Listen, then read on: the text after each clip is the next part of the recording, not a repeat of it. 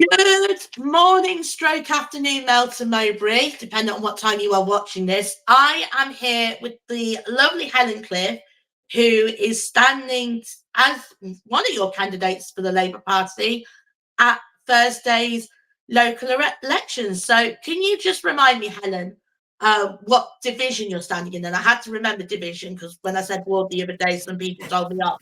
Oh, the political nerds get really upset if you call them wards and not divisions. Yes, it's the Melton East division. Brilliant. And for those guys that are wondering what we're on about when you go to divisions, if you go on to things like who I can vote for, the Electoral Commission, Melton Borough Council, and type in your postcode into the little search bar, it will tell you what division you're in and will be able to tell you what candidates are standing in your division. And I say this every local election, you can only vote for people that are standing in your division as well. But obviously, the Labour Party are fielding candidates in all four elections. So if you like the sound of what Helen's thinking and think, oh, this Labour Party is all right, then definitely reach out to the other candidates in those divisions for more info. Now, before we get to the actual chatting, I am going to bring up something new for the My Melton, and it's a bit sad I'm having to do this, and that is the rules. So, you guys have probably seen on the internet that this local election has been a bit of what I call an absolute bloody shit show. Now, because it's been a bit of an absolute bloody shit show, and it's affecting the candidates as well, I'm implementing some new rules for not only Helen's Q&A, but for all of the other Q&As that are going to be following the guys in this, so that the candidates that I go on this Q&A are safeguarded, and you guys get the information you need for voting day on Thursday, the 1st of May. So here's the rules as it stands. All the candidates have been invited to either go live or they have a pre-recording interview. So in this case, we're going to do a pre-recorded interview. And in addition, candidates have had the option to turn on or off the comments accordingly, based on what they're comfortable with. Number two is, number two is any questions that have been sent that are not related to the campaign. So things that aren't manifesto specific, track records, etc., have been reworded where they've been able to be reworded. And in the case they cannot be reworded, they've just straight not been asked. And the last thing, and no means least, is that in the instance that comments and messages, etc., are turned on, healthy debate is encouraged. We like that in My Melton because ultimately this is all about you guys getting the info that you need. But any even sliver, implication, anything that could be interpreted as a personal attack will be screenshotted and sent to the relevant authorities, and you can say cancel culture. So for the 99.99% of you that aren't being plonkers at the moment, thank you for tuning in, thank you for watching. And if you've got an issue with these rules, apologies, tough tits, take it up with the 0.11% of dickheads that are making this a toxic cesspool and ruining it for everybody else. So now we've got that little thing out of the way, we can get to the PLO, the resistance, which is actually the questions, because ultimately that's why we're all here today. So without further ado, I did have my whole notes going on here.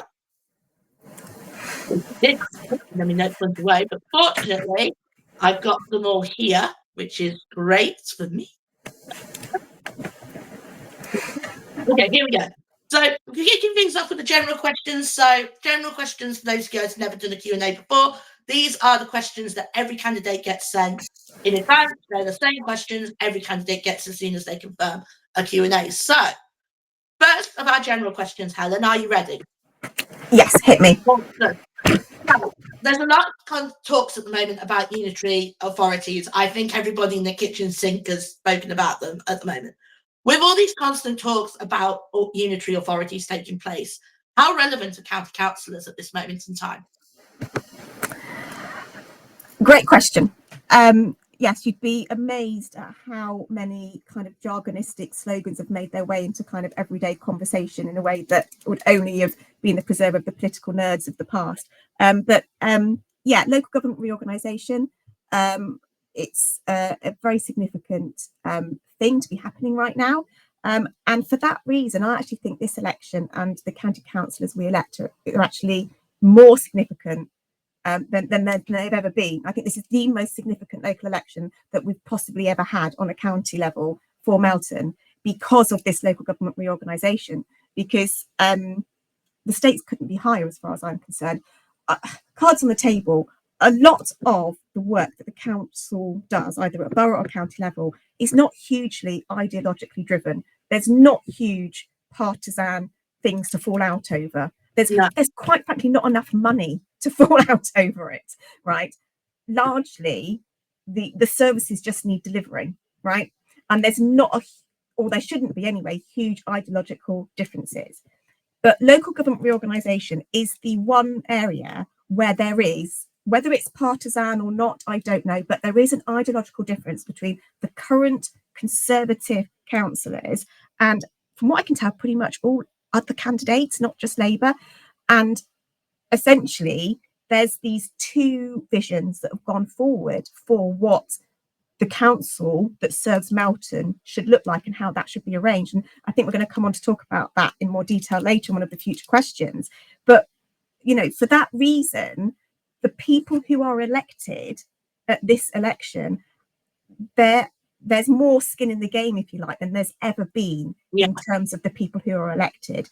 And let's remember that the reorganisation isn't going to take place immediately. You know, final proposals aren't going to be until November. And then it's going to take a while for the decision to be made. Then you're going to have transition arrangements. You know, it could be 3 or 4 years probably before this, whatever the new system looks like, is in place. So don't harbour any kind of thoughts that it doesn't really matter who the councillors are, because they're not going to be there very long. The councillors are going to be there in place probably for a similar amount of time, maybe a smidgen less, but a similar amount of time to any other sort of set of councillors at a county level. So, you know, don't dismiss this election as not mattering. I think the exact opposite. I think it's not only is it as important, it's if not more important than any other county election.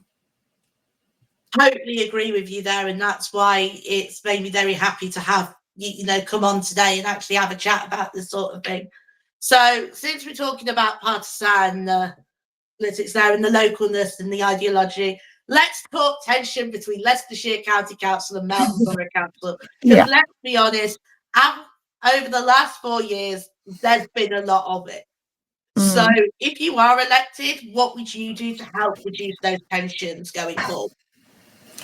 So look, some amount of tension is going to be expected, right? And again, this isn't partisan because historically we've had a Tory-run borough, a Tory-run county and a Tory member of parliament, right? Yes. Melton Borough Council is there to represent Melton residents. The county councillors have to balance the needs of the whole of Leicestershire, okay? And it's not an easy job. It's not an easy job. You know, I'm not going to berate anyone for, you know, struggling to balance those needs. We're a very diverse area, and Melton is just part of it. So there are going to be times when the needs of the whole perhaps cause tension with the needs of Melton. Classic example, something that I've been really involved in that some people know me from, is the maternity campaigning that I've done and the birth centre. Okay, I was pretty furious with the county council over their lack of scrutiny on that, and their lack of taking Melton's voice seriously on that. The other very famous one, of course, is the bypass. The bypass, which is almost like, it's kind of taken on a life of its own. It's kind of, I think it's going to go down in kind of myth or legend of like Melton. I remember when my husband and I were thinking of moving to Melton, oh gosh, almost 20 years ago, and we visited what was then the Tourist Information, which became the Tory Shop, which, you know, the controversial King Street building, which we won't dwell on too much for this interview, but that's, you know, and we went in there, and at that point the lady behind there said, oh no, you've got to move to Melton because we're about to get a bypass. Yeah, little did she know. So yeah, that's a long running tension for very, very understandable reasons. Again, I am not going to pretend resolving the finances of that is easy, right? But there is a tension there between the council finances and their needs to balance their budget and meet the needs of everybody, and what Melton needs and has needed for arguably decades and has been forgotten about for arguably decades, and it does need resolving. But so there is going to be a bit of tension there.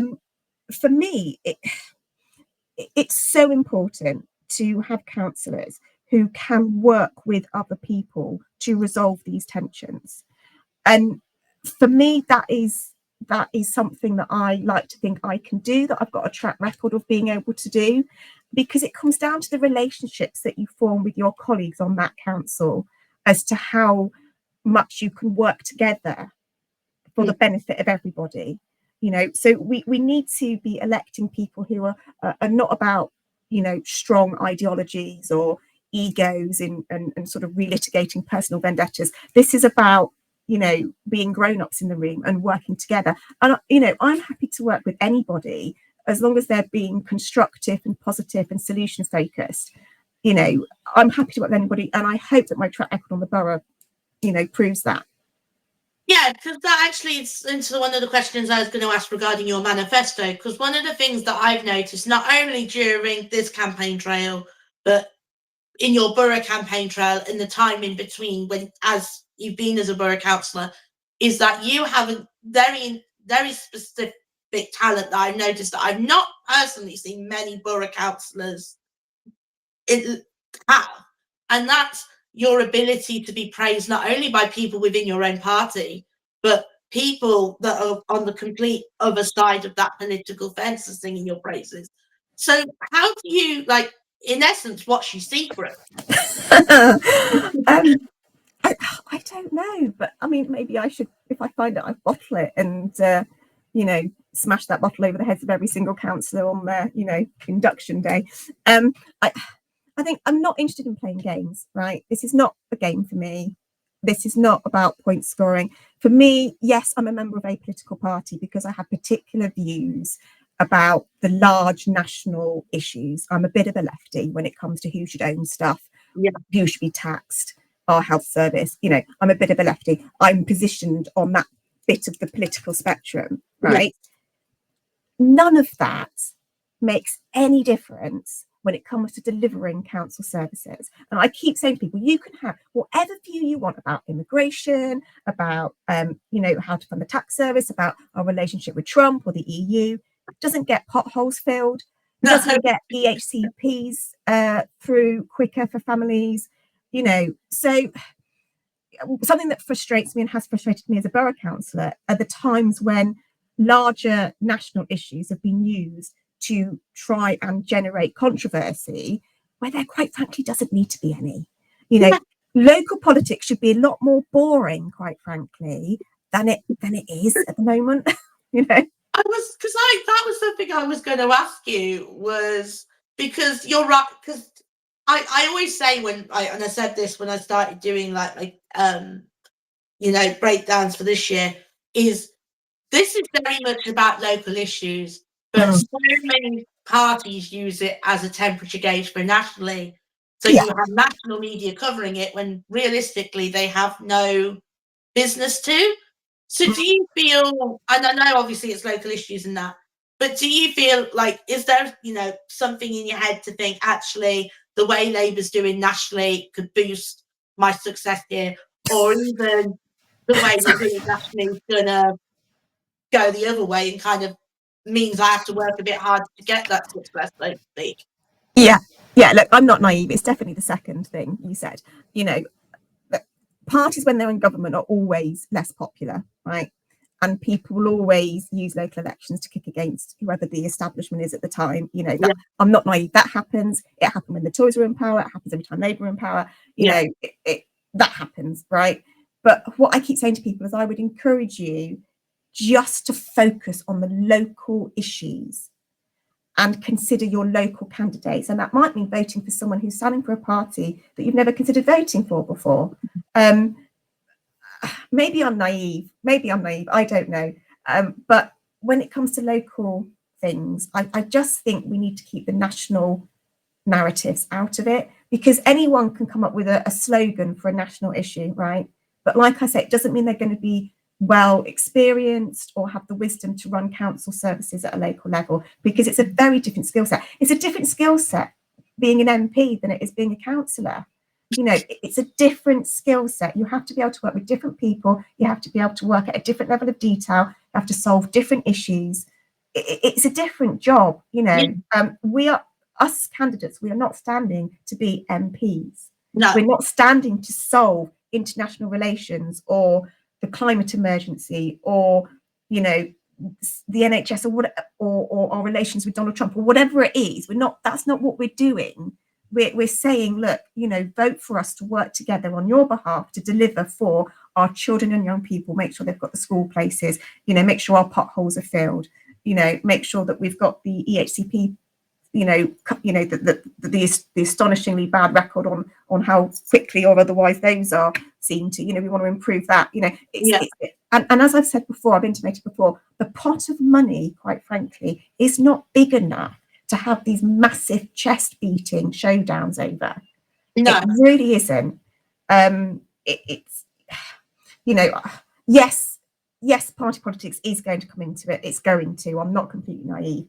But no. I just think if we can elect some people who are prepared to see beyond that and put the needs of residents first, which will involve working with a range of people, which I've got friends across this political spectrum. You know, I've got a good friend. She's part of my local church. She happens to be the secretary of the Melton Syston branch of the Reform Party. Now, as you can imagine, her politics, quite frankly, baffles me, and my politics probably baffles her.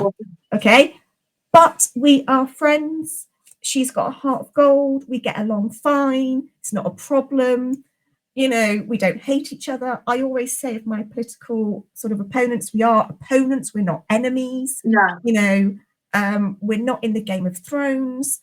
You know, let's just, you know, have some sense here about what we're doing. And I think, to be fair, it would make Melton a bit more. That would be quite nice draw for the tourism board. Come to Melton, see our dragons. Yeah. I mean, there's all sorts of directions we could take that thought in, which probably aren't helpful. Yeah. So you did bring up EHCPs and the schooling. So let's go into a bit more detail about that.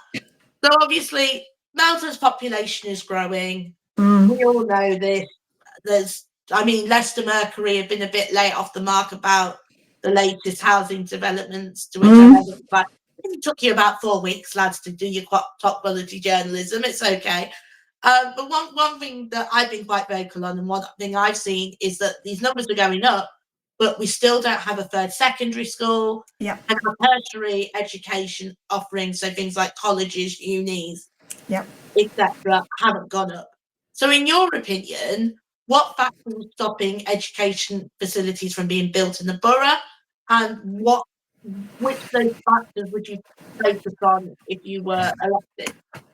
Yeah, so this is obviously a very live issue for me, being a parent with children of a certain age. So I live this.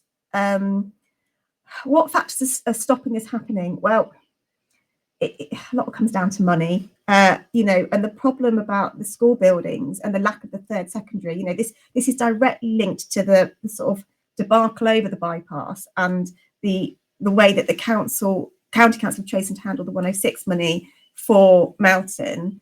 Again, 106 money is one of those phrases that, again, has sort of crossed over from the political nerds to a lot more people talking about it now. For the people that are looking at 106 being like, what's she on about? Could you just clarify for those guys? So in very simple terms, how it's supposed to work, how the infrastructure is supposed to work of a growing place like Melton is that housing developers pay money for their developments. And that money largely goes to the county council because it's to deliver services that the county council deliver. So it's the big ticket items, education and highways. They're the big ones. And then there's a slightly other element in the fact that there's a local plan that's in place with the borough that can dictate the use of this money as well. But in terms of priorities, basically education, highways take the majority of it, leaving not a lot for other things. You know, people often talk about this sort of GP surgery that we need, and there's why can't the 106 money pay for that? You know, that's about 50p ball of string left. You know, Okay. it's largely education and highways. And Melton, for, as we've mentioned previously, decades and decades, has been stuck with this project of getting a bypass, which it so badly needs. And so again, the bypass sucks a lot of the money up, right, because we've all kind of said that's what we want. And actually, as candidates, we've all said that's what we want. You know, we've from whichever party you're on, I don't care. At one point, you've said we need the full bypass being built, right? And so education and highways take a large chunk of it. And for Melton, you know, the bypass is, you know, the one that's the biggest ticket item on our list of demands, and has been for a long time from a lot of people. But, you know, costs have only gone in one direction, and the county council are continually saying we haven't got enough money to do this, we haven't got enough money to do this. And now, of course, they said they haven't got enough money to even do the bypass. So the full bypass, that is the southern section.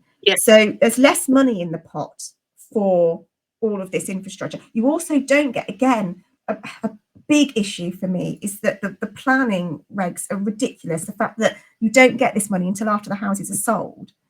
So you can have these houses going up, you can see the houses going up, you can see people moving into the houses, but until all the houses have been sold, you don't get the money.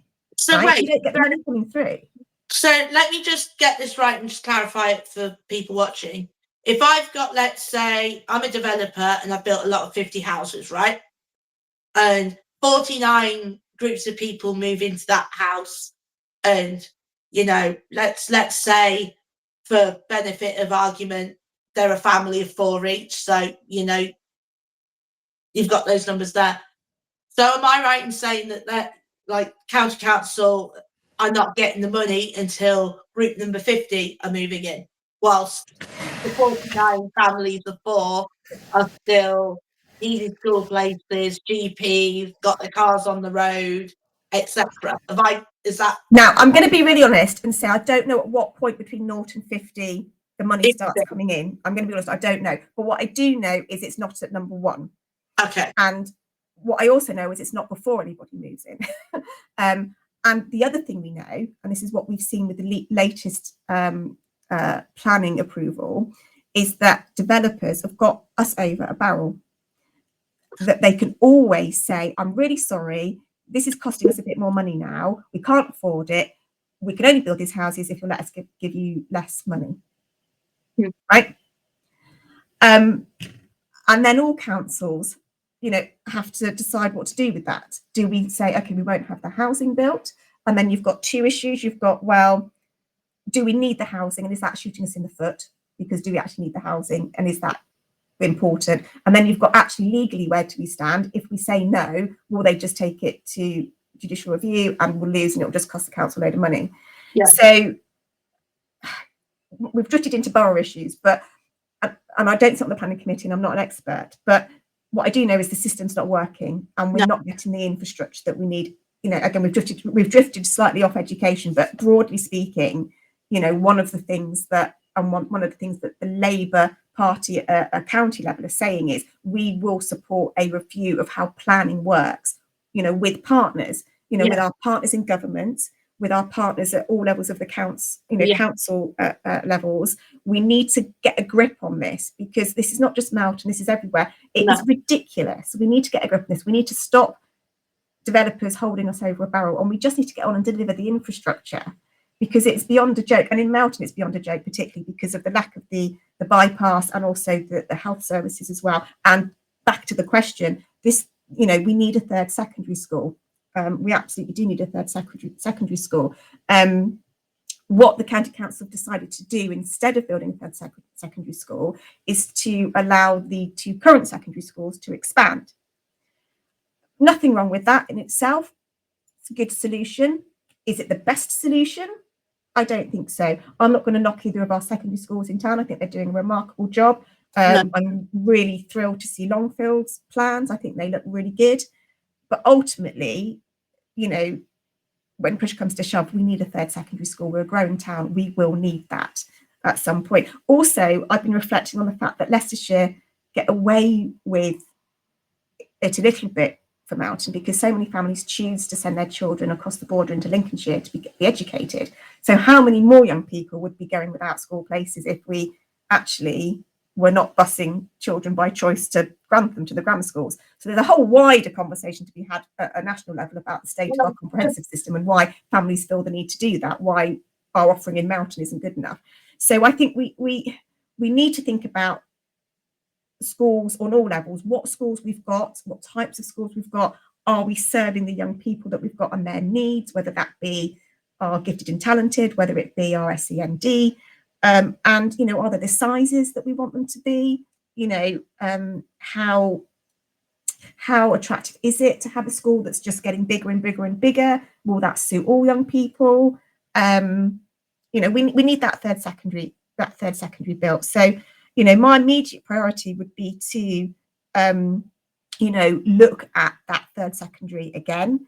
I would look at getting a longer term planning for growth there. I would look at as well, there was a plan that went to county from one of our educators in town about what we do with tertiary for our SEND young people, and perhaps using the opportunity of what's happening in terms of the merger with, you know, with Brooksby and Loughborough, you know, and potentially freeing up some buildings. Is there a way we can look at post-16 for SEND young people, and what that would look like? And that proposal, it was really good. And actually to, I think it was Councillor Posnett's credit, I think she really argued the case as well. But County Council just turned us down flat on that.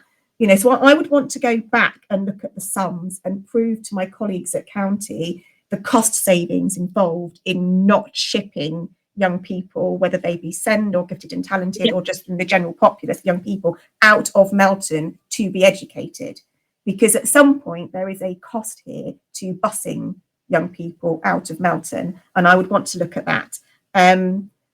So yeah, essentially we need to start banging on tables and rattling some cages a heck of a lot more than we have been, and also appealing to our colleagues in national government and saying, look, you know, where there's a shortfall in funding here, you know, we need to get the national government on side here about looking at what pots of money could be made available to sort of transform education for this age group. Yeah, because I was going to say the SEN being rejected is a weird one with the merger with Loughborough, because obviously Loughborough themselves, they have the because I know this because it was one of the reasons I looked at Loughborough College when I went to sixth form. I ended up not going because it was too big, but they had the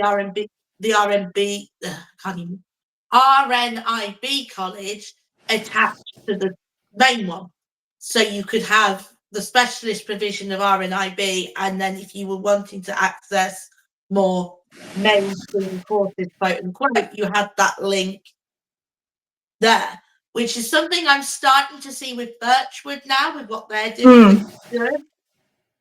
We like Birchwood, we stand Birchwood. Yeah. Hopefully they get more support. But since we're on the SEND now, as someone who used to work with teenagers with autism, I know all about the EHCP fun mess, whatever you want to call it. So the chairman before these elections of the Children and Family Overview Scrutiny Committee stated that last year the average EHCP application in Leicestershire takes 35 weeks, which is 15 more than the national requirement of 20 weeks. So with that in mind, have you spoken to any parents, carers, young people with SEND whilst you've been on the campaign trail about this issue? And if you have, what frustrations have been expressed? Yeah, I mean, I'm not going to lie, it's not been specifically on the campaign trail, but yeah, sure, I've had conversations, and some of them are just my friends, you know, they're parents of my children's friends who are struggling with this very issue. You know, I can think of a friend whose son has got given a school place, in you know, secondary school place just recently in a school, in one of our local schools, and really it's because he's waiting for his EHCP to come through, and really he should have been able to apply for a different school, really, if truth be told, and it's caused a lot of anxiety. Look, you know, we need to do better on this. The county needs to do better on this.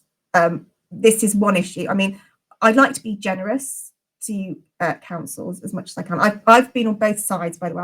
I'm an elected member, and I've also been an officer of a council. Often councils get it in the neck unfairly, right? But this is one area where I think the county council could and should do a heck of a lot better. There's just no excuse for it, and it's just fundamentally we need to reduce the wait time, and to do that, you probably need to employ more people. And it just comes down to the boring nuts and bolts of getting on and doing the job. Yeah. You know, it's not a sexy revolutionary kind of, sloganistic kind of let's change the way we're doing things and bring in this new culture. Just employ people and do the ruddy job. That's basically what you need to do. It's not complicated. There are a number of local government and national government areas where I think just get on and do the ruddy job is the right attitude to have. It doesn't need to be more complicated or exciting or more revolutionary than that. It's just really boring. And so, that's what I would look at doing. Just seeing, right. And if we have to look at budgets, if we have to look at staffing restructures, whatever, to free up that money to employ more people to do the job, let's just do it. Because that was going to be my next question to you on the back of that. Is it a case of how you're going to find the money to get the people to do the job? Because I imagine the reason that the people aren't doing the job is because there's money and you can't hire the people to do the job because the people cost money, and you know we've got national insurance, etc. now. So I know there's been a lot of talk about employers not necessarily be as forth-willing per se. So how would you you kind of said about the restructuring, but would there be anything else that you would look to do to try and free up some of that money to help go towards the EHCPs? Well, I think it just does come down to restructuring within councils, looking at how you can be flexible with your workforce. And even if it's just secondments, when I worked for local authority, it was quite common when there is a particular issue to solve or a particular short-term project and to get on top of, you could offer staff secondments. It was really quite common. And so it may be that there's just this backlog that's built up that just needs to be cleared. And once you've got on top of the backlog, it's easier to keep on top of the new claims coming in. Yeah. Or it might be to do with other aspects of council services that are meaning that young people are applying for their EHCPs too late. And so there's like a bottleneck of applications. Yeah. So does that come down to early intervention around family services? I used to work for Sure Start. I'm a big fan of early intervention services. And I think that unfortunately over the years of austerity, too many of those have been cut back. Yeah. And some of what we're seeing now is the chickens coming home to roost in a society that is functioning after 14 years of cutting back early intervention. Yeah. I'll just chuck in my favourite phrase here, which is I believe in fences at the top of the hill, not ambulances at the bottom. And at the moment, because the fences weren't put in, we've got too many ambulances being needed at the bottom of the hill for too many people. And fences are cheaper to put in place, they are cheaper to maintain and replace, and they are more dignified for the people involved. So at the moment, we're still having to send ambulances to the bottom of the hill. And there's a lot of, to mix my analogies, firefighting going on. So, it is tough at all levels of government. It is, because this early intervention has been missing for like 14 years and cut back. And I do think maybe that some of the EHCP stuff is around families not being supported earlier and not presenting earlier for the help that they need, which is causing a last minute kind of, goodness me, we need to get this through, because they're applying for school, or they're applying for a transfer, or they're applying for secondary or whatever. And so, yeah, I think I would want to look again at what's in place for the early intervention and the broader family services. Brilliant. So we're going to completely change the topic now. Buses, one of my favourite topics to talk about, mainly because So in 2023, the BBC reported that 50% of bus services of Leicestershire have been cut, according to the Department of Transport. So what factors do you believe have contributed to said cuts? So this is a great question to ask a lefty, right? Okay, here I'm going to reference the myth of privatisation. Okay, the myth of privatisation, the story that was sold to us, 40 odd years ago, was that privatised stuff and it leads to better services, more investment, costs cutting, better for the customer, and all the rest of it. And buses is one of those things that has been privatised over the last few decades. And lo and behold, when you get private companies running services, they're concerned with making money and their profit margin. And I'm going to knock them for that. They're not charities. They've got to make a profit. So therefore, if people's behaviour changes, and it has again over the last few decades, people use buses a lot less.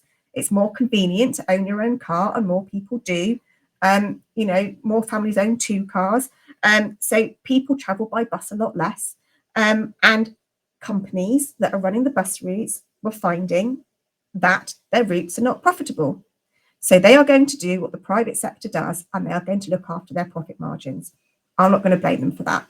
That's what they do, right? Obviously, there are parts of the country that are kicking back against this. I look at, Andy Burnham in Manchester, bringing buses back into public ownership, doing some really great stuff there. And I would always argue for bringing buses back into private ownership where that's appropriate. That's not a short-term fix for a county council, and it's arguable whether that's appropriate for places like rural Leicestershire rather than an inner city, right? So we've got to come up with a different solution. I've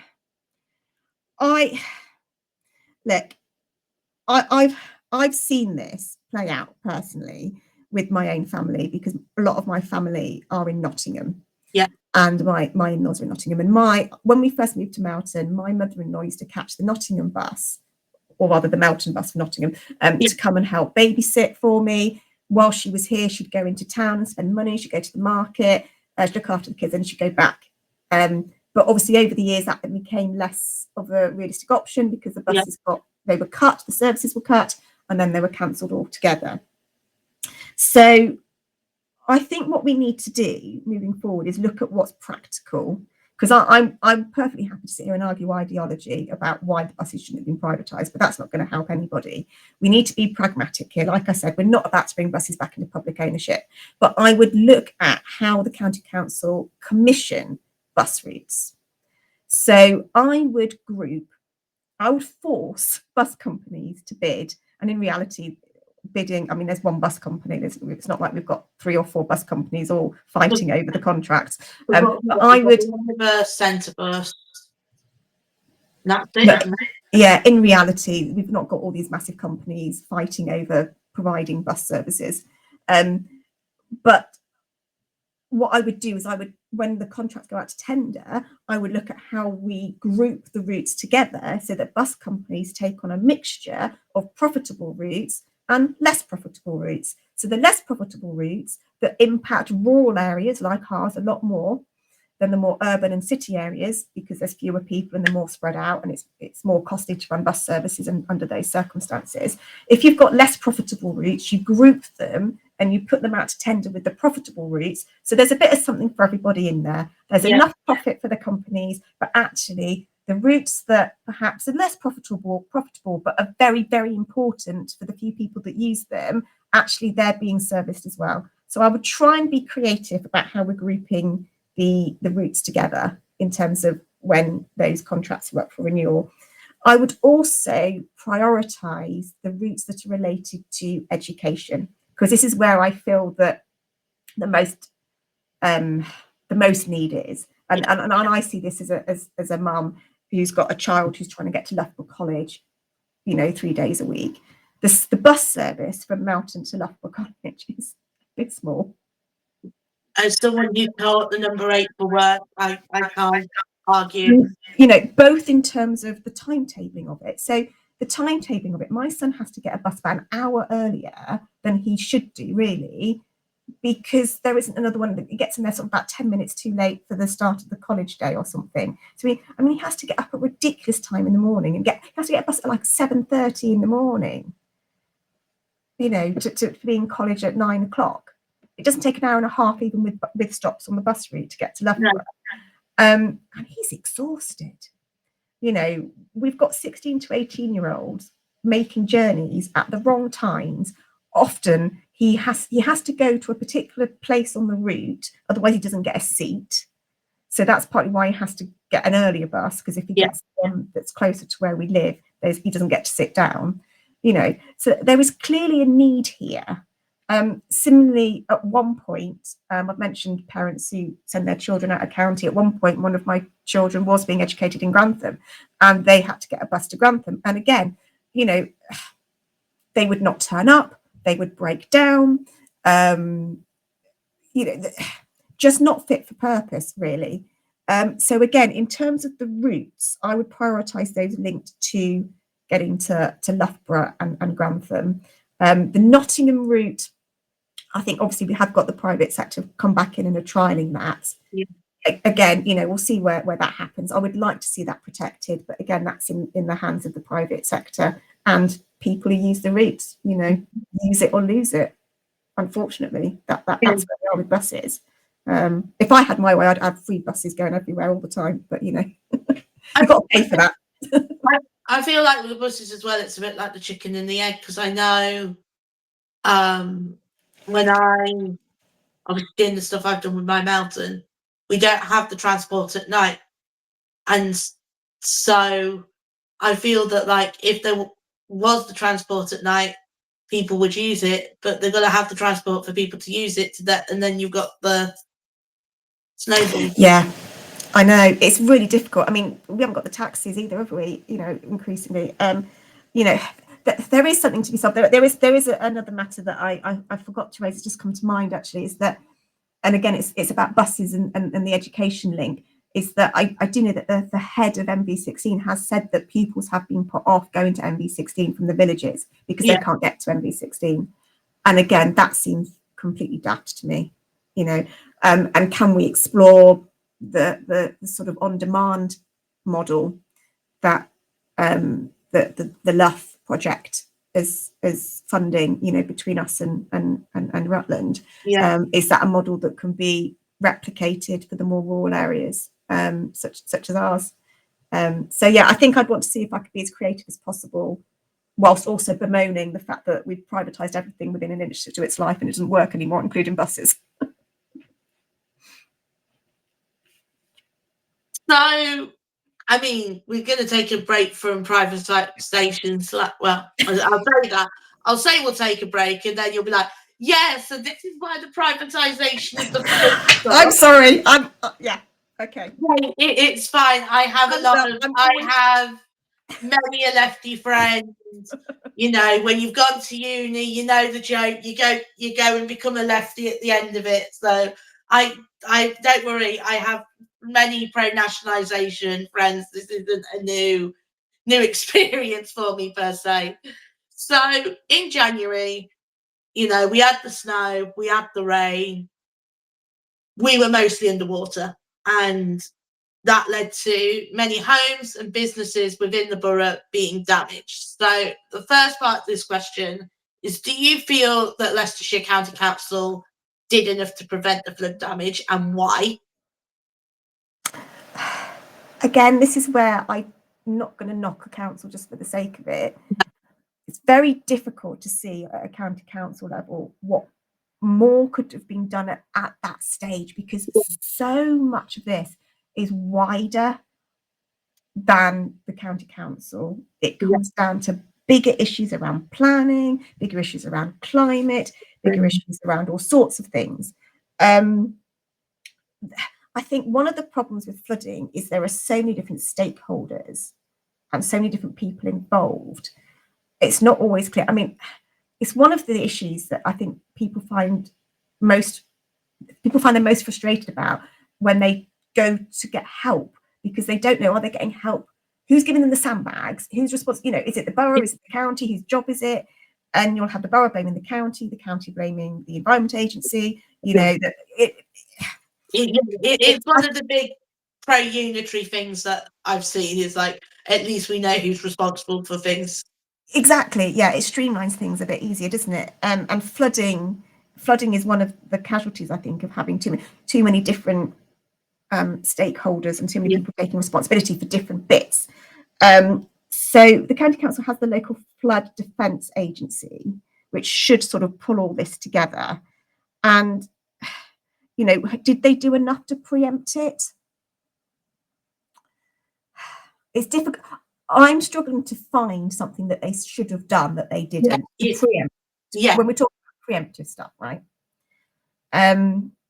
Because the kinds of stuff that we're talking is big infrastructure stuff that could only really be funded through national government. So, one of the things that's happened in the past, which I think has been a massive success, is, my Labour colleague Matthew O'Callaghan and the Brentonby Dam, and, the mess we'd been if that didn't happen. But that was a massive piece of infrastructure and investment that took place, a kind of once in a generation. Mm-hmm. And we've moved on from then. And we really need to have another look. And again, this comes down to what's available and from national government to how we can fund the bigger infrastructure needs of our area, and flooding and flood defences is one of them.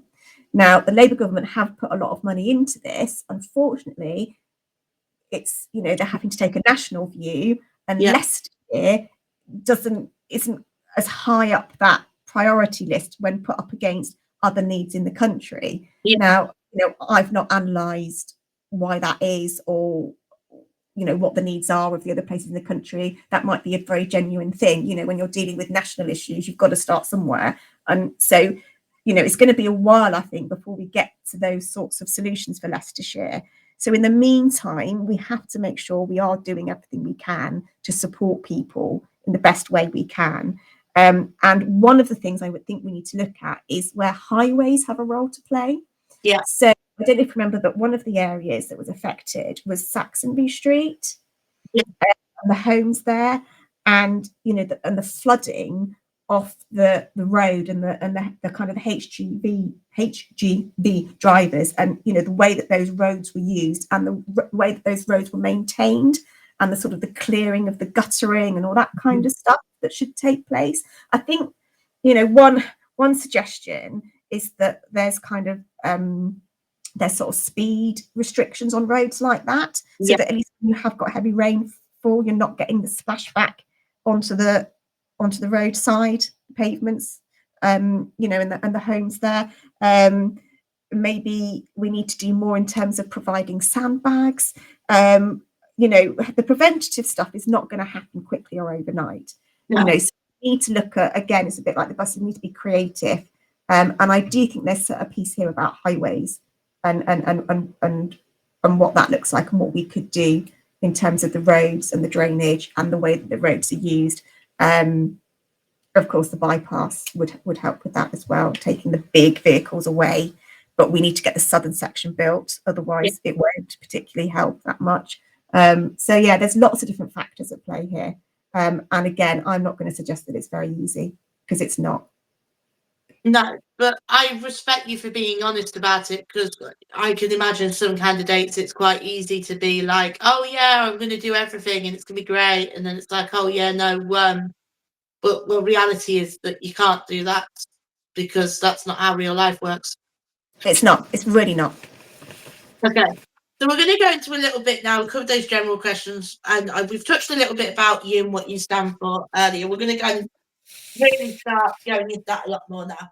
So one of the things that really stood out to me when I was reading your manifestos, watching your campaign videos and that, and seeing what other people were saying about you as a candidate, was that you're very much big on the need to invest in young people. And I know you spoke about this when we were talking about the schooling earlier. So in your mind, and I know we were talking about the creativity in that earlier, what does this vision look like? So this is why I'm really grateful that you framed this in terms of vision. And one of the reasons that I've not got any more specific details in my election address is because the problem is we have no vision at the moment for young people in Melton, and that is the first step. And so I'm almost like a few steps back from that, and it's something that I've started working on with my borough hat on. I'm currently chairing a task and finish group around the development of a youth strategy for Melton young people around opportunities and barriers to opportunity. And so for me, it's less about my ideas and my quote unquote vision. You know, I've got thoughts, right, about what I'd like to see in Melton. I'd like to see a proper detached youth work team in Melton. I get frustrated, I think, with the attitude that I've heard from some people about the assumptions made about Melton. If you go to other parts of the county, there's this kind of assumption that Melton's sort of doing all right and is quite affluent, and you know, and we've got lots of opportunity, lots of facilities, and you know, and I do know that the county do have youth teams, but we don't really see them. No. And you know, I'd love to have a detached youth work team for Melton. You know, I mean, some of this goes into other areas like sorting out the education and the employment opportunities, and you know, it's broader than just quote unquote youth services. So it's a multidisciplinary, multi-service kind of area when we're dealing with the opportunities. I mean, buses, you know, as well. You know, it's a lot of areas, a lot of service provision. But for me, the first step is to look at the partners, look at what's already happening, look at what the available pots of money are, and we need to have a joined up approach to the development of some sort of vision for young people in our town. That's what I'm struck with. There is no joined up vision for our young people, and I'm really passionate that we get one. I'm really struck by the fact that there are quite a few people actually working for the benefit of young people, not talking to each other. Thank you for, I was literally saying this about the antisocial behaviour when it was all going off about the youths doing the Temu version of Pirates of the Caribbean the other day. Because there used to be there used to be a group where people would get together and talk about the youth antisocial behaviour in Melton. And I know this because I sat on the group. So we used to have one. But, you know, through a couple of different factors, that just kind of disintegrated. Yeah. So youth is one of those areas that has fallen victim to personalities, egos, agendas, politics, as well as falling victim to the austerity years and the cutbacks and all the rest of it. But, you know, speaking as an ex-youth worker myself and as a parent of teenagers, I am really deeply passionate about getting to grips with this.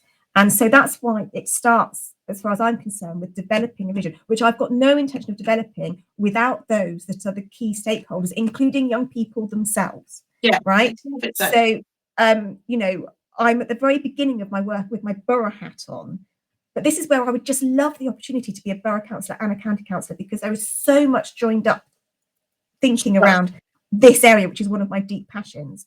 You know, again, realistic, there's not loads of money to go around, but we don't stand a chance unless we've got a vision. When opportunities arise, like, for example, the Police and Crime Commissioner says, oh, you can bid on pots of money.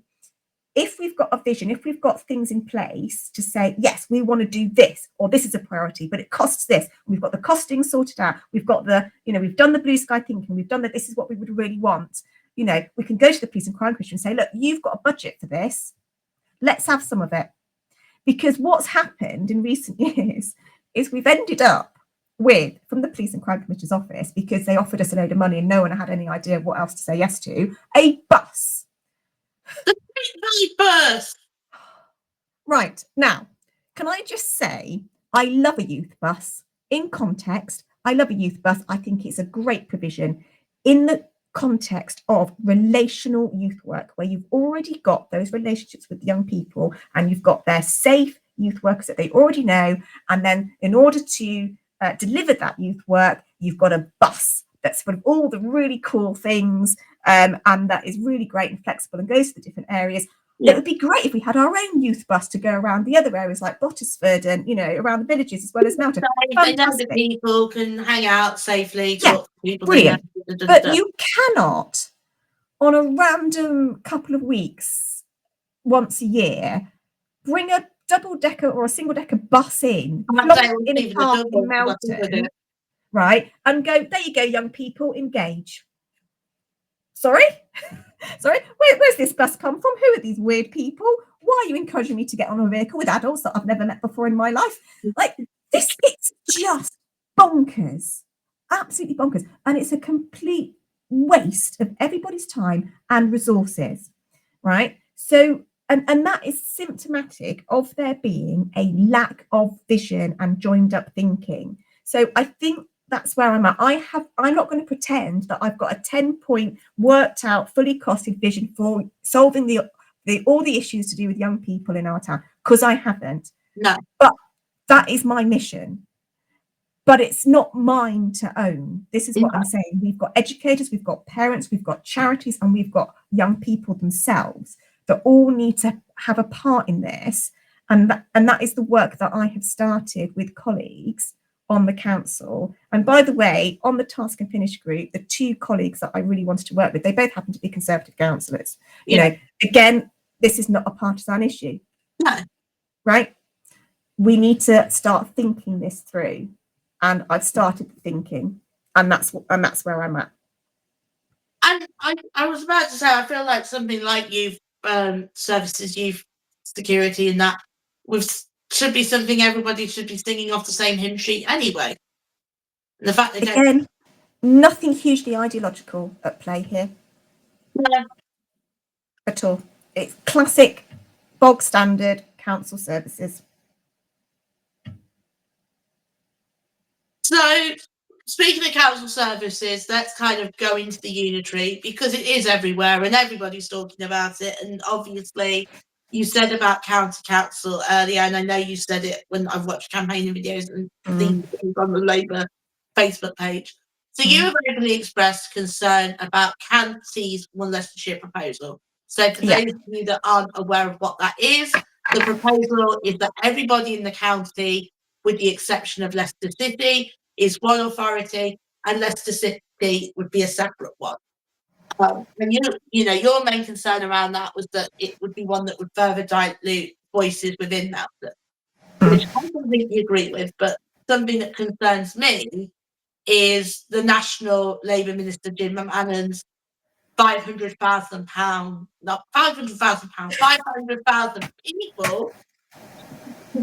£500,000 is how much I wish I had in my bank account. Yeah, that'd be nice. So, you know, you've got the National Labour Minister saying the local authority should have 5,000 people.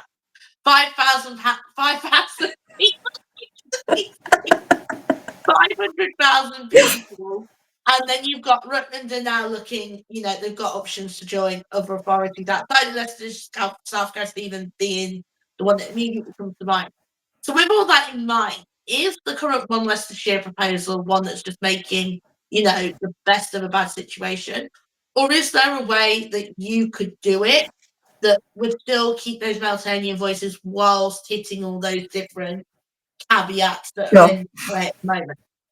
Yeah, so the first thing I'd say is the proposal that's come from the county is not at all them making the best of a bad situation. That is what they have wanted to do for years and years and years and years. And, you know, to their credit, actually, again, I'm not going to knock them for it, because they saw the way local government was going and what was going to happen. And in one level, you could applaud them for being visionary about it, because they had this proposal knocked up for years, way long before the Labour government got in and, you know, had this legislation, the local government reorganisation, you know, pushing ahead with that. So so this is what they want to do. This is what they've always wanted to do. And this is not them reacting to the Labour government necessarily. This is what they want to do and always have wanted to do.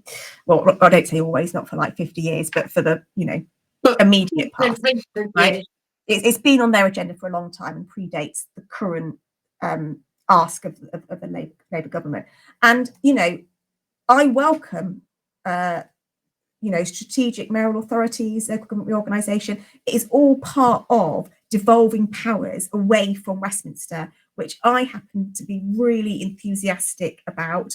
I think it's something that's going to free up our national politics. I think it's going to, you know, going to bring in money for our region. I think it's going to be I think it's going to be a really good move, actually, this local government reorganisation and the establishment of a strategic mayoral authority for us. I think it's going to be really good. There's going to be a lot of opportunity here for growth. But dealing with the local government reorganisation that sits under that mayoral authority does take a bit of thought. And look, again, this is me being as generous as I can and not partisan. Would having just one council for Leicestershire be dystopian levels nightmare? Probably not. There are things you could do within that. I just think that a better option is the North City South option, where essentially you essentially have not one council for the whole of rural Leicestershire. The one that the 7 districts. Yeah. Now that is my preference.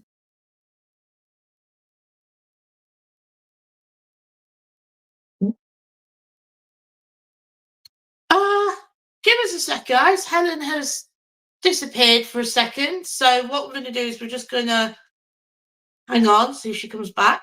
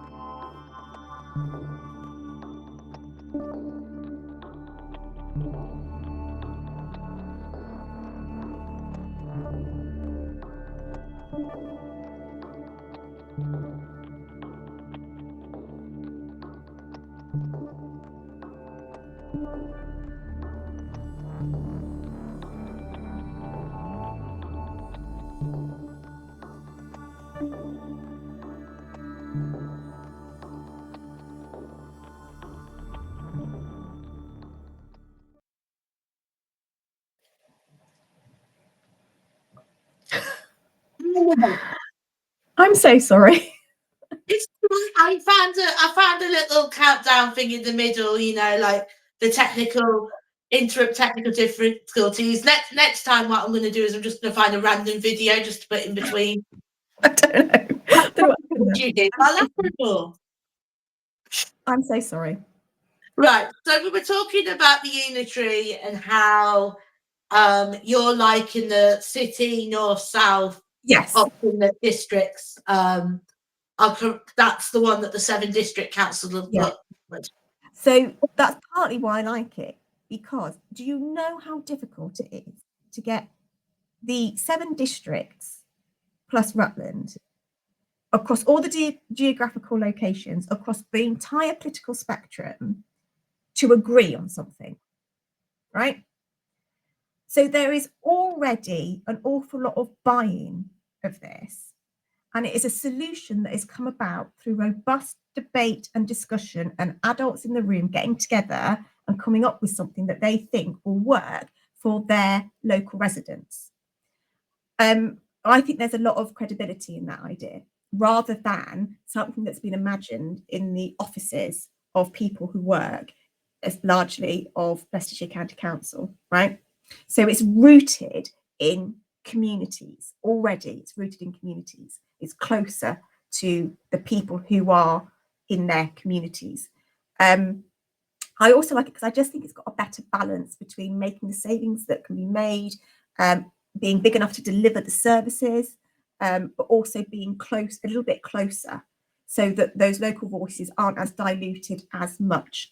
What I will say is, wherever this lands, I do think there's mileage in exploring a Melton Town Council to focus on things like, I don't know, allotments and that kind of thing, stuff that you wouldn't want decided at that removed level, right? And to have that link. I think there's mileage in talking about that. But I do think the idea of the 2 rather than the 1 for the rural park, this is what's going on with the city. They're doing their own thing. Who knows what's going on in their minds? We won't even go there. that's a whole other thing. For our purposes, north south, I think is preferable and is more attractive. Now, you mentioned numbers. Actually, the government minister has relented on numbers a little bit, and Okay. ballpark figure now is around 350, not 500, and it can be projected as well. So actually, the proposal that's been put in place by the 7 districts plus Rutland is fully acceptable, meets the criteria, has been accepted as a possible option. And if it's 350, it doesn't matter if Rutland go elsewhere because you'd still be within those numbers. Well, I don't know that you would. Okay. I don't know that you would. Someone who's worked on it more than me would be able to answer that. But the point is, Rutland did sign up to this deal. Yeah. And, look, there's political posturing. I understand why it makes sense for our ex-MP Alicia Kearns to fight for Rutland to be in with where she is, because it makes her life easier. I also understand that it's a Liberal Democrat-led council and it's an opportunity for the Tories to have a pop at the Lib Dems, right? Okay, the same way that perhaps some of us are having a pop at the Tories for that, that political games are definitely going on here, right? Okay, it's obvious. But when you look at who's delivering services, because this is what this is about, right? It's about service delivery, okay? Yeah. So when it comes to police, when it comes to health, Rutland is already in with Leicestershire. Yes. So it actually would be quite awkward if they then went in with Lincolnshire, because we share a police and crime commissioner, and you've got to bear in mind that we set the health stuff we share. So you've got to bear in mind that roles like the police and crime commissioner they'll disappear. They'll be absorbed into the mayor role. Yeah. Okay. So actually, it's a lot more convenient. It will take a lot less to unpick for Rutland, actually, if they look towards Leicestershire rather than Lincolnshire. And look, I know there's a lot of political capital to be made out of opposing the current leadership within Rutland. I'll leave them to talk about what's happening there. That's their problem, our problem. That's their problem, right? I'll let them have that fight. But I can understand fully why the leaders of Rutland County Council are looking towards Leicestershire, because it makes sense on so many pragmatic levels for service. And yes, there are questions of identity. There's questions of identity for all of us, whether that's Rutland or Melton. But like I said, I think they can be solved in other ways. We're not talking about saying you're not allowed to call yourself a Meltonian anymore or whatever. We're talking about how we arrange and how we pay for, how we commission delivering services to people. That's what it is. To be fair, I feel like if they turned around and said that we couldn't call ourselves Meltonian, Neighbourhood Watch would legit go into a meltdown. I mean, probably. We are the same town that went in that had Tripgate, for goodness sake. You're telling us that we can't be Meltonian. Yeah, it would be a whole thing, wouldn't it? Yeah. It would be like Chipgate and Gregsgate, the prequel. I mean, you laugh. There's obviously they're saying about Starbucks, aren't they? And I may or may not be placing a bet with my friend Zenobia Wigston that it kicks off in Neighbourhood Watch about Starbucks. Yeah. Well, Neighbourhood Watch is going to Neighbourhood Watch. True. If it didn't, I wouldn't have skip material. This is true. Right. Where are we? We are there. I was just double checking where my questions were. Okay. We've covered a lot of ground. Are they? So we've covered a lot of ground. I know. I was thinking that. I was like, we've covered the ground and I've still got a couple more questions to ask you yet. So there's a lot of chatter about you being the young, fresh voice. Obviously, we've gone into the schools, the youth services, and I can really see you're passionate about it. So what do you plan to do with the older folk? Okay, so firstly, I find it hysterical that I'm putting this to this category of being this young, fresh voice. Like, I don't know what that says about the other candidates, but I'm a middle-aged woman. I'm in my mid-40s, looking actually more towards late 40s. So I'm not as young as people think I am, although it's very lovely that people refer to me in those terms. I also just want to reject the fact that looking at young people and focusing on delivering for young people is at the expense of delivering for everybody else, because actually young people are part of our community. And we all feel the effects, actually, when young people are disenfranchised and causing havoc to our communities, right? So the best way to, I think, invest in our community is to invest in young people. So I'll just say that and then park it. Actually, if you look at my broader sort of pledges, if you like, that one of the three is focused on young people. You know, the other one is about planning and infrastructure, and the other one is about connecting communities and, you know, buses and roads and things. So these are things that impact everybody. Yes. So, you know, have I got a specific policy idea that will specifically target people over the age of, I don't know, 35? No, I haven't, because actually what I'm about is investing in communities, and that affects everybody of all ages. And like I say, you know, don't think that just because I'm passionate about young people, I'm not passionate about everybody else. I feel that's clear to clarify, because I feel sometimes people think you can care about one and not the other, and vice versa. Yeah, absolutely. Yeah, I mean, one of my favorite things that I've done since being a counsellor is get the Millennium quilt. Have you heard about this, the Millennium quilt? No, tell me about this quilt. So this is a very niche issue, but a really important one. So early on, after I was elected, I was contacted by a lovely older lady. I would not like to guess her age, but I don't think she'd be offended if I put her at least her mid-70s, right? Okay. She's a lady. Now, we were talking about the millennium, so we're talking over 25 years ago. There was a project where a lot of it was ladies, that's just the way it was, but basically that came together in the town to make a quilt to celebrate Melton and the turn of the new millennium. And it was like a patchwork quilt. Oh. And it was initially, and it's hung in various places in its life. It's hung in the museum. It was in wasn't Parkside, because it wasn't called Parkside, but the old council offices before they burnt down. It was there. It was. It's been in the library. It's been in the Country Park Cafe. Anyway, it sort of went missing, and no one knew where it was. And then it was discovered in a box in the library. And essentially, there was this desire to do something with this really important piece of Melton history.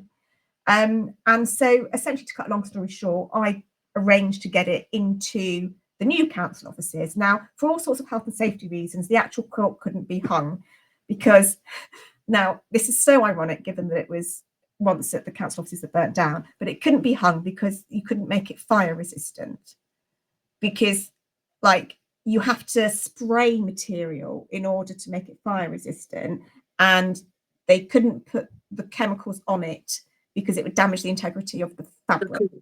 So what we did was we ended up getting like a professional photograph of it and then blew it up onto as big a canvas as we could. And it's now displayed in Parkside with the names of the ladies by the side of it. And we had a whole presentation evening. And then the big quilt itself was put into like a time capsule and properly preserved for future generations. That's so cool. It was one of my favouriteest things that I've done, I think. And hardly anyone's covered it. That's because, like, I'm there, like, what was even this quilt?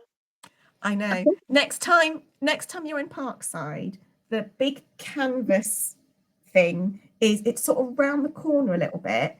If you're going as you're facing it, you've got the kind of receptionist. If you go to your left, okay, it's sort of on a wall there in the reception area. If you sort of go, to the left of where the doors are. Yeah. I'm going to go find a quilt now. So go and find it's the big canvas of the quilt. Anyway, so I don't know how we ended up talking about that. I think it was more to illustrate the fact that for me, it's about responding to needs wherever they are, you know, whoever they're going to benefit. You know, I'm about community, and that's all ages and all groups of people. Yeah.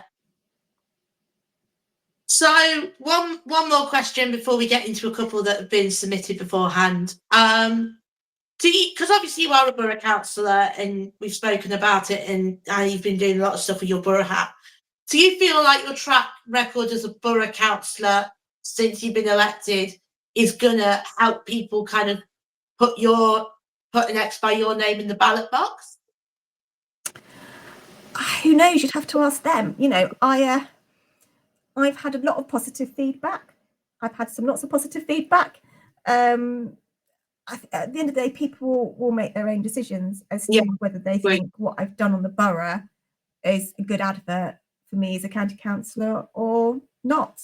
You know, I think you very much have to ask them. I hope people will see the attitude to which I've approached my work as a borough councillor, and Yeah. that will be a positive thing in people's minds. To, you know, that people will look at me and see someone who can work with people and can put residents first, and is capable in meetings and is capable at delivering little community projects like the one I've just said. You know. No.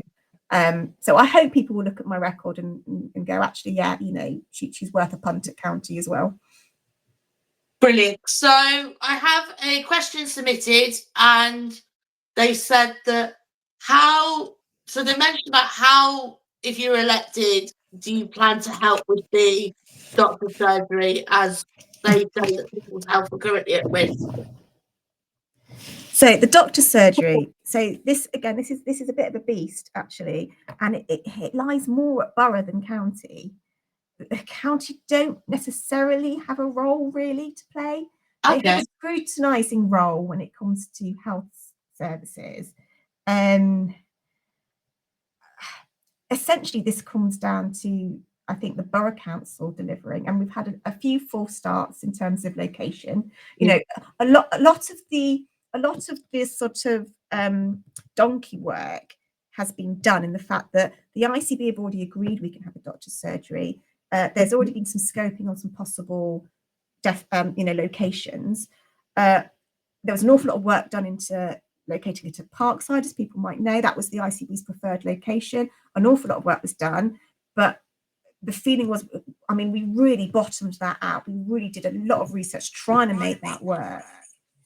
But ultimately, Parkside was going to be too expensive, and we couldn't bridge that funding gap. So now we're looking at other options. The ICB are looking at other possible locations. But yeah, it's very much in play. I think what my role as a county councillor might be in that is just to fully support the work that's going on, and just to fully, you know, acknowledge that this is what we need and this is what we want. But I do think the doctor's surgery is a good flag waver, if you like, for whenever county councillors or anyone who's elected is talking about infrastructure and how it relates to, you know, planning and those issues that I've talked about before, and how Melton is getting left behind in the sort of the general picture of things. The doctor's surgery is a really good example to kind of keep banging on the table and rattling the cages for, you know, because lots of people are very alarmed when we tell them Melton's only got one doctor's surgery for our population. You know, when people hear that, they're kind of like, you're kidding me, you know, and you've got one doctor's surgery. So I think it's a really good illustration that we can use when talking with our county colleagues about how it's really important that they start listening to Melton and the needs of Melton, about, you know, the fact that we're serious when we talk about infrastructure needs here. In terms of delivering the specifics of a doctor's surgery, the county council don't really have a role to play. So, last question before we wrap it up: is there anything we haven't discussed that you want to say about why people should vote for you on Thursday? Goodness, we have covered a lot of ground, haven't we? You know, I think I would just like to reiterate that it's important that we have councillors that can get on with other people so that we can get on with the job. Yeah. Rather than obsessing about, you know, slogans relating to national policy or egos and, you know, using our position as councillors to relitigate personal, you know, issues. You know, so I hope that my record with that will stand me in good stead in people's minds, because I can genuinely get on with others to achieve results, and that is what I'm about doing. There is also something in having Labour councillors at a time when we've got a Labour government, and you know, whatever your views about the Labour government and how they're performing, they are not going anywhere in the immediate future, right? No.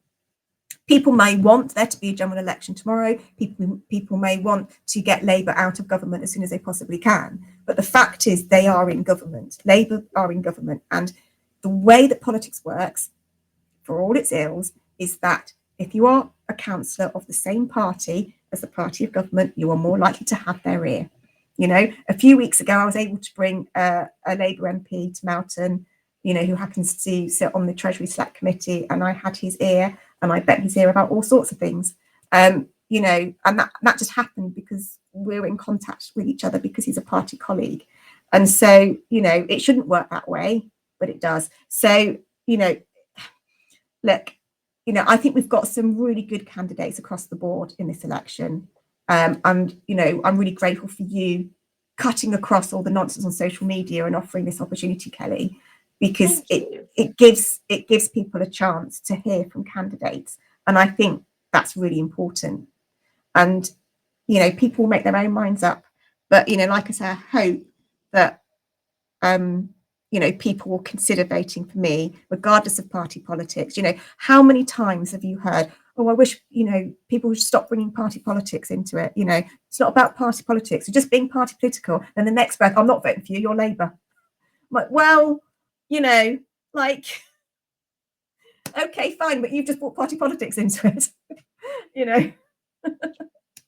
So, you know, look, you know, I'm not naive. People will make their choice and people will make their feelings felt at the ballot box, and they will want to try and send a message to national government. I get it. I do get it. I've done the same in the past when the Conservatives were in power. But I just think at this time in our national politics, at this time in our local politics, it's time to really get serious about where we put that X and really vote, put everything else to one side, vote for the grown-ups in the room, vote for the people who can put all that to one side and just get on with others to get on with the job. On that note, Helen, thank you so much for taking the time out of your day to chat to us. If you guys have got any more questions, then you are welcome to message the Melton and Syston Labour Facebook page for more information. So it's goodbye from me. It's goodbye from Helen. Thank you. We'll see you guys in a bit. Thanks, Kelly. Thanks, everyone.